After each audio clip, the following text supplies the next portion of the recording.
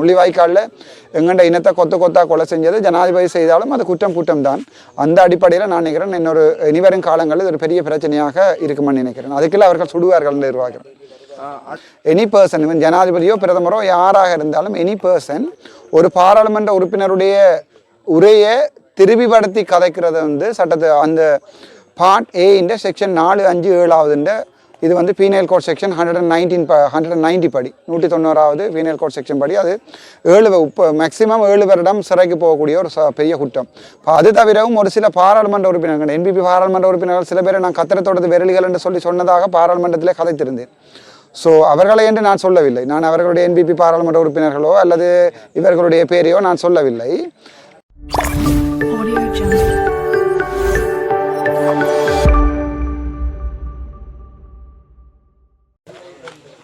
வணக்கம் டாக்டர். வணக்கம் டாக்டர். என்னென்னா இப்போ வந்து தேர்தல் வந்து காலப்பகுதி நெருங்கினால வந்து உங்களுக்கு கிடைக்கப்பட்ட சபையில் இனத்துக்கும் நீங்கள் வந்து சென்றொன்றிருக்கிறீர்கள். அந்த வகையில் இப்போ உங்களுக்கு சாவச்சேரியும் கிளிநொச்சியும் கிடைக்கப்பட்டிருக்கதா தகவல் உண்டு. அது சம்பந்தமாக சொல்ல முடியுமா?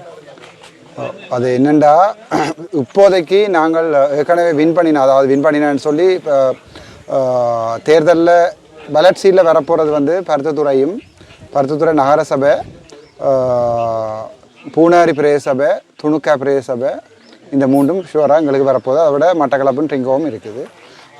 ஆனால் அந்த உங்களுக்கு தெரியும் அந்த கோர்ட் ரூலிங் கொண்டு வந்திருக்குது. Photo copy certified true copy கொடுத்தாங்களோ எடுக்க சொல்லி அதன் அடிப்படையில் நான் பெரும்பாலும் திங்கட்கிழமை தேர்தல் திணைக்களம் வந்து அறிவிக்குமென்று எதிர்பார்க்குறேன். அப்படி இல்லாட்டி அதன் அடிப்படையில் எங்களுக்கு சாவச்சேரி 2ம் கிளிநொச்சியும் வவுனியாவும் வரக்கூடிய சாத்தியப்பாடுகள் இருக்குது. அப்படி வருகின்ற சந்தர்ப்பத்தில் நாங்கள் அதுக்குரிய வேலைகளையும் செய்வோம். அது மட்டுமல்ல, இன்றைக்கு வந்து நீங்கள் கிளிநொச்சி சென்றதாகவும், அதாவது பாலியல் துஷ்டத்துக்கு உள்ளான சிறுவர்களை போய் சந்தித்ததாகவும் அவர் பெற்றோர்கள் வந்து உங்கள்கிட்ட முறைப்பாடுட்டதாகவும் ஒரு தகவல் கிடைக்கப்பட்டு அது உண்மையா? அது சம்பந்தமாக தகவல் அது அப்போ எனக்கு இன்றைக்கு நிலைமை ஞாயிறல்ல வெள்ளிக்கிழமை எனக்கு இன்ஃபார்ம் பண்ணியிருந்தோம். வெள்ளிக்கிழமை பின்னர் தான் அந்த பிரச்சனை நடந்தது. சனிக்கிழமை நான் அங்கே போனால் பெற்றோரை சந்திக்க முடியலை. அந்த சந்தப்பட்ட பெற்றோர்களுடைய அது சம்பந்தமான ஆட்கள் வந்து வழக்குகளுக்கு போகிறதுக்கு விரும்பலை என்று சொல்லி தான் எனக்கு சொல்லப்பட்டது. அது வந்து நான் நினைக்கிறேன் என்னென்றால் இப்போ சில விடயங்களை என்றால் அது அந்த குழந்தை பிள்ளைகள எதிர்காலம் பாதிக்கும் என்று சொல்லி யோசிக்கணும் என்றும் எனக்கு சொல்லப்பட்டது. அப்போ நான் அது சம்பந்தமாக அவையே யோசிக்க சொல்லி முடிவெடுக்க சொல்லி விட்டுருக்கிறேன். என்றால் அதை அவருடைய பேரண்ட்ஸ் தான் டிசைட் பண்ணணும் வழக்குகள் போடுறதா இல்லையானா அந்த பிள்ளைண்ட 18 வயசு குறைவேண்டாம். எனக்கு தெரிய சட்டத்தின்படி அந்த பர்சனல் சேம்பரில் அதில் வச்சு விசாரிக்கப்படும். ஆனாலும் நான் நினைக்கிறேன் அது சம்பந்தமாக அவருடைய பேரண்ட்ஸ் தான் டிசைட் பண்ண வேணும். அவர்கள் ஆமோதிக்கிற சந்தர்ப்பத்தில் அது யார் குழ விட்டிருந்தாலும் சம்பந்தமான வழக்குகளை வந்து போலீஸார் வழக்குகளை பதிவு செய்கிறேன்டா அதுக்குரிய வேலைகளை நாங்கள் செய்ய வேண்டிய இதுக்கு நான் தயாராக இருக்கிறேன். ஆனால் அதுக்குரிய பின்னடிப்பு இருக்கின்றால் வளமையாங்கிற சமூகத்தில் அந்த ஒரு குழந்தை பிள்ளைன்ற இவங்க உடனே நியூஸில் அந்த பிள்ளைகள பேர்களையும் படங்களையும் போட்டு பயத்தால் அவை கொஞ்சம் பின்னடிக்கணும்னு எனக்கு சொல்லப்படுது. அவர் வந்து கிட்டத்தட்ட 10 வருடமாக இதை செய்து கொண்டிருக்காக தகவல், அது உண்மையா என்று சொல்லி பொதுமக்களுடைய முறைப்பாடுகள் இருக்குது. அது சம்பந்தப்பட்ட பாராளுமன்ற உறுப்பினர் கூட அவர் சின்ன பிரச்சனை தானே விடுங்கோ என்று சொல்லுகிற மாதிரியும் சொல்லப்பட்டது. இதோட வெளிநாட்டில் இருந்தும் எனக்கு ஒரு கோல் உண்டு. தான் வந்து அந்த பாடசாலையில் படிக்கும் போது கூட தனக்கு முப்பாரான செயற்பாடுகள் நடந்தது. ஆனால் தான் அதை சொல்ல விரும்பல. அந்த நேரத்தில் பயமாக இருந்தது டாக்டர். இப்போ கட்டாயம் நீங்கள் ஆக்ஷன் எடுக்கணும் மட்டும் எனக்கு சொல்லப்பட்டது.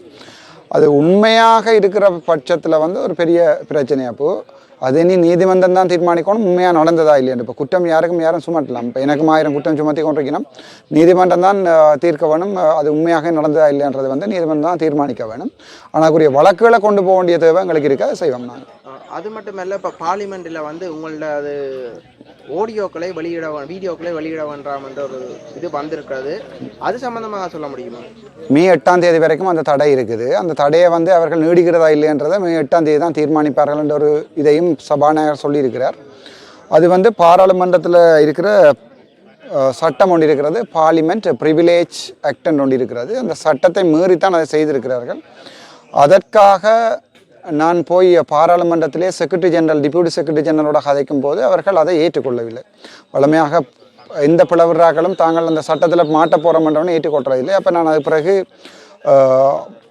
அதற்குரிய சுப்ரீம் கோர்ட் சட்டவாளர் அணுகிய போது அவர் சொன்னார் திட்ட தெளிவாக இருக்கிறது, அவர்கள் பிழை செய்திருக்கிறார்கள் என்று. ஸோ அதுக்குரிய வழக்குகள் இப்போது பதியப்பட்டு கொண்டிருக்கிறது. 22ஆம் தேதி வரைக்கும் இந்த கோர்ட் வெக்கேஷன் இருக்கிறது. அது சட்டம் என்ன சொல்லுகிறது என்றால் எந்த பாராளுமன்ற உறுப்பினரும் அப்படியே தொடர்புடைய எனி பர்சன் இருக்குது. எனி பர்சன் என்றால் அதில் ஜனாதிபதியும் இன்க்ளூடிங், அதில் இன்னொரு வசனம் இருக்குது, நீங்கள் இலங்கை பிரஜையாக சத்தியப்பட பிரமாணம் எடுத்தீங்களா இல்லையான்ற கதையும் இல்லை. இவன் எடுத்திருக்காவிட்டால் கூட என்றால் அது யாரும் மாட்டுவினோம். அதில் எனி பர்சன், இவன் ஜனாதிபதியோ பிரதமரோ யாராக இருந்தாலும் எனி பர்சன் ஒரு பாராளுமன்ற உறுப்பினருடைய உரையை திருப்பிப்படுத்தி கதைக்கிறத வந்து சட்டத்தை அந்த பார்ட் ஏ இந்த செக்ஷன் 457 இது வந்து பீனல் கோட் செக்ஷன் 190 படி 190வது பீனல் கோட் செக்ஷன் படி அது 7 மேக்சிமம் 7 வருடம் சிறைக்கு போகக்கூடிய ஒரு பெரிய குற்றம்.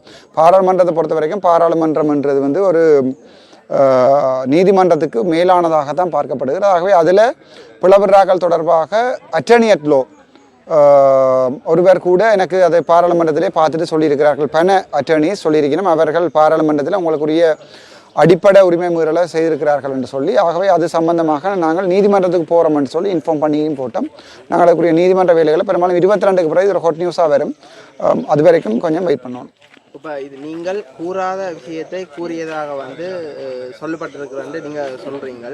இது சம்பந்தமாக அவர்கள் தரப்பிலிருந்து உங்களோட அது அவர்கள் தரப்பிலிருந்து முதல் சொல்லப்பட்டது நாங்கள் அரசாங்கம், தேசிய அரசாங்கம் வந்து பிமல் ரத்நாயக் அவர்கள் பாராளுமன்ற உரையில் சொல்லியிருக்கிறார். எதிர்கட்சியில் இருக்கிற ஒரு பாராளுமன்ற உறுப்பினர் சட்டத்தரணி ஸ்வஸ்தி அருளின் சிங்கத்தை ஒரு விபச்சாரி என்று ஒரு தகாத வார்த்தைகளால் பேசியிருக்கிறார் என்று பிமல் ரத்நாயக் அவர்கள் சொல்லியிருக்கிறார்கள். அவர்கள் சொன்னது 17ஆம் தேதி, 19ஆம் தேதி. அது தவிரவும் ஒரு சில பாராளுமன்ற உறுப்பினர்கள், என்பிபி பாராளுமன்ற உறுப்பினர்கள் சில பேரை நான் கத்திரத்தோடது விரலிகள் என்று சொன்னதாக பாராளுமன்றத்திலே கதைத்திருந்தேன். ஸோ அவர்களை என்று நான் சொல்லவில்லை. நான் அவர்களுடைய என்பிபி பாராளுமன்ற உறுப்பினர்களோ அல்லது இவர்களுடைய பேரையோ நான் சொல்லவில்லை. இவர்கள் ஒரு சில பேர் கொடுத்த முறைப்பாடுகளும் அடிப்படையிலும், அதை விட ஒரு சில முஸ்லீம் சகோதரர்கள் கொடுத்த முறைப்பாட்டின் அடிப்படையில் சபாநாயகர் அந்த தடையை விதிச்சிருக்கிறாருன்னு சொல்லியிருக்கிறார். சபாநாயகர் கூட அந்த இதை விதிக்கிறதுக்கு முன்னம், தடையை விதிக்கிறதுக்கு முன்னம் அதுக்குரிய இன்கொயரி செய்திருக்க வேண்டும். சபாநாயகர் கூட ஒரு அடிப்படை உரிமை, அதாவது வந்து எங்கள்ட நாட்டை பொறுத்த வரைக்குமே இலங்கை அரசமைப்பு சட்டம் தான் எல்லா சட்டத்திலையும் பெரிய சட்டம். அதில் அடிப்படை உரிமை மீறல் வந்து ஜனாதிபதி செய்தாலும் அது அடிப்படை உரிமை மீறல் தான். முள்ளிவாய்க்காலில் எங்கள்ட இனத்தை கொத்தா கொலை செஞ்சது ஜனாதிபதி செய்தாலும் அது குற்றம் தான். அந்த அடிப்படையில் நான் நினைக்கிறேன் இனிவரும் காலங்களில் இது ஒரு பெரிய பிரச்சனையாக இருக்குமென்னு நினைக்கிறேன். அதுக்குள்ள அவர்கள் சுடுவார்கள் நிர்வாகம். அது மட்டுமல்ல, நீங்கள் வந்து தடை செய்யப்பட்ட ஒரு அமைப்பை மீளுருவாக்கம் செய்கிறீர்கள் சொல்லி உங்கள் மீது ஒரு மனு தாக்கல் செய்யப்பட்டிருக்கின்ற தகவல்களை நீதிமன்றத்தில் இல்லை, போலீஸாரிடம் முறைப்பாடு செய்திருக்கிறார்கள். அது வந்து நான் நினைக்கிறேன் அதற்குரிய ஸ்டேட்மெண்ட்டிடம் கேட்டிருக்கிறார்கள். நான் அதை கொடுத்துருக்கிறேன். இனி போலீஸாரை தான் தீர்மானிக்கணும், நான் உண்மையாகவே தீர்மானிக்கிறேன்னா இல்லையாண்டு. அது என்னென்றால் ஒரு டிக்டாக் தளம் ஒன்று எனது சார்பாக இயங்குறேன்னு சொல்லி நான் அங்கே போய் கதைச்சதன் பிறகு அங்கே வந்து காசு சேர்த்துருக்கிறதை இவர்கள் ஆதாரமாக கொடுத்துருக்கிறார்கள். அங்கே நான் காசு சேர்த்ததோ எனக்கு சார்பாக காசு சேர்த்ததோ எதுவுமே அங்கே நடக்கவில்லை. ஆகவே நான் நினைக்கிறேன் அது சம்பந்தமாக போலீஸார் தான் தீர்மானிக்கணும். நினைக்கிறேன் போலீஸார் இதை மனச்சாட்சியுடன் அணுகுவார் என்ற ஒரு நம்பிக்கை இருக்கிறது. சரி, ஓகே.